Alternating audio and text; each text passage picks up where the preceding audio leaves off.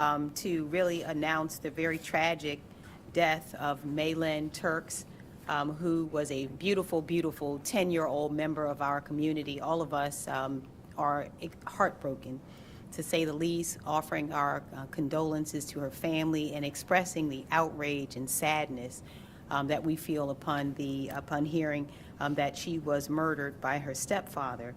We're also here today, and I am joined with Chief Aziz, who will give us additional information regarding the investigation in this case, but to make the community aware of a really growing epidemic that we're seeing once again in our community around domestic violence and family-related violence, which we think is really important to point out that this is a trend that we're seeing and to talk about the resources that are available.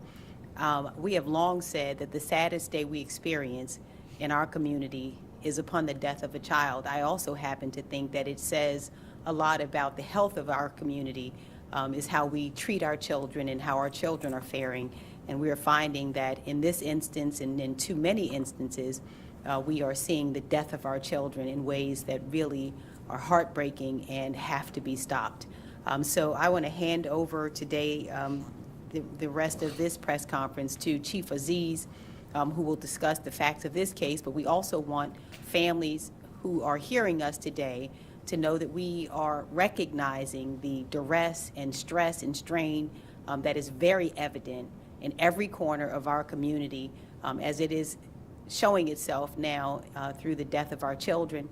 Chief Aziz will tell us that out of the 11 homicides that we have seen this year, 6 of them have been domestic violence related and family related. And there are, again, resources that we want everyone who is hearing us today to understand that if you are in a situation in your home or not in your home that is stressful, that is related to mental health, that is related to substance misuse, that there really are resources to help you. We have information that you can access by dialing 988, and we want people to access those resources, to call and get help, to report that either you need help or someone you know needs help.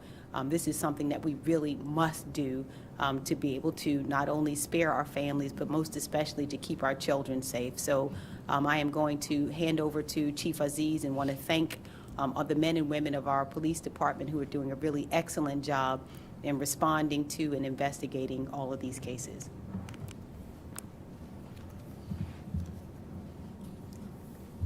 Thank you, County Executive. Appreciate you so much. Behind me, I have my team.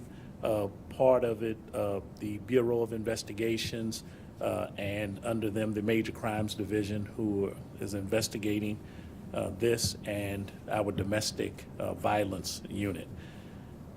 The Prince George's County Police Department joins you in offering our deepest condolences to the loved ones of 10-year-old Maylin Turks. Our preliminary investigation revealed her bright future was cut tragically short last night by her stepfather, 38-year-old Curtis Lynch. He then turned the gun on himself and took his own life. Before murdering Maylin, Lynch shot an adult female in the home. Her injuries are critical, but she is expected to survive. This is our 6th domestic-related murder this year.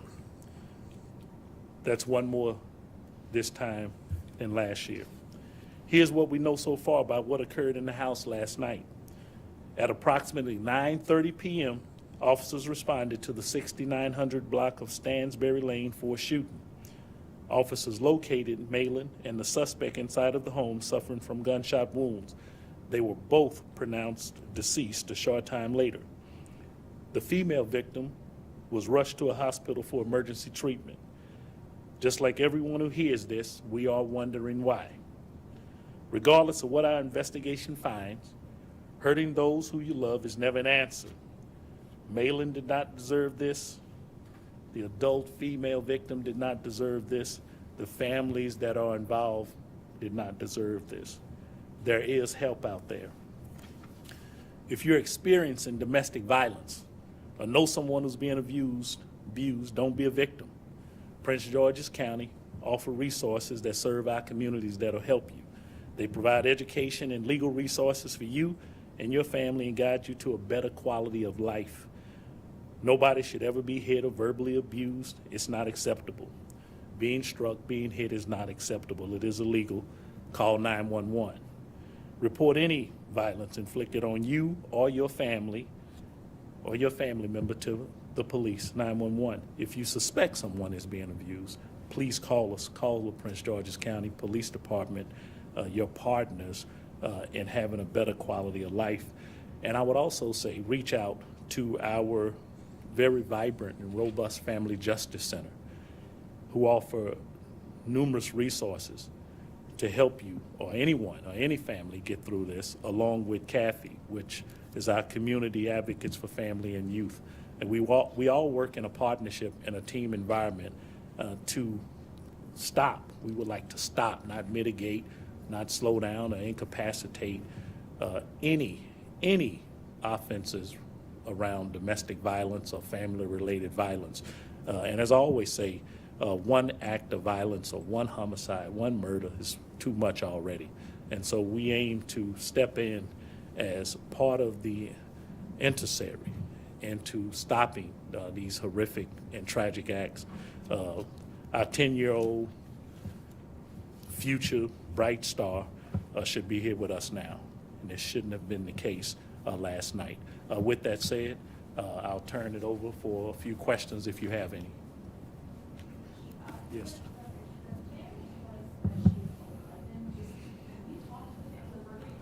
Yeah. Well, I think one is I'll say our records are saying she's 10 years old, okay? But as always, the families are the best knowers. If someone in your family told you that, then it would be up to us to clarify the age. Right now, our records are saying 10.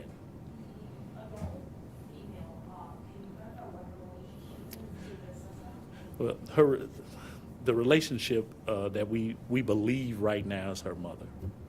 That's what we are believing right now. What about the shooting suspect? Was he the husband of the shooter?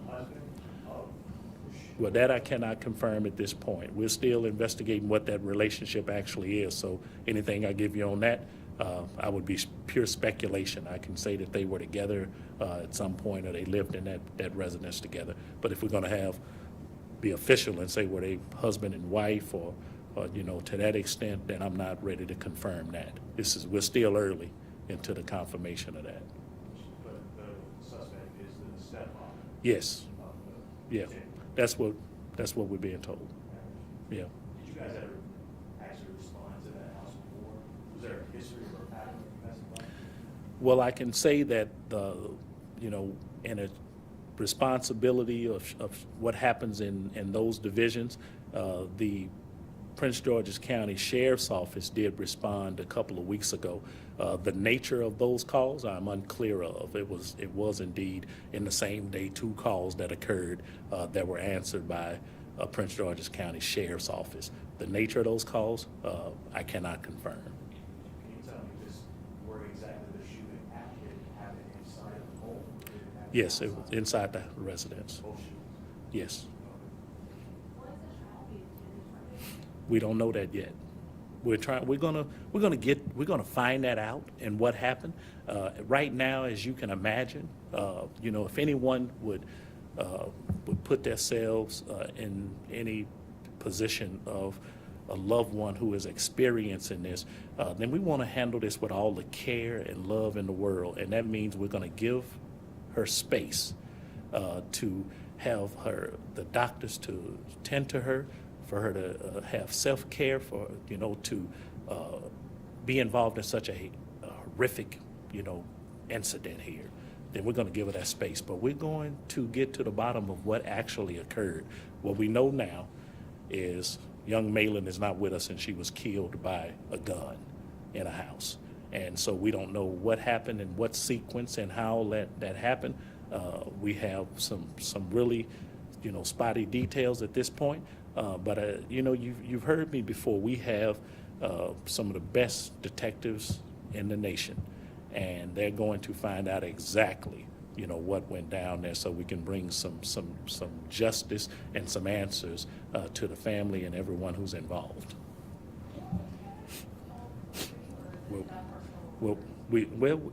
I'm gonna try to confirm that they were in the residence. Whatever that situation was at the time, we do not know.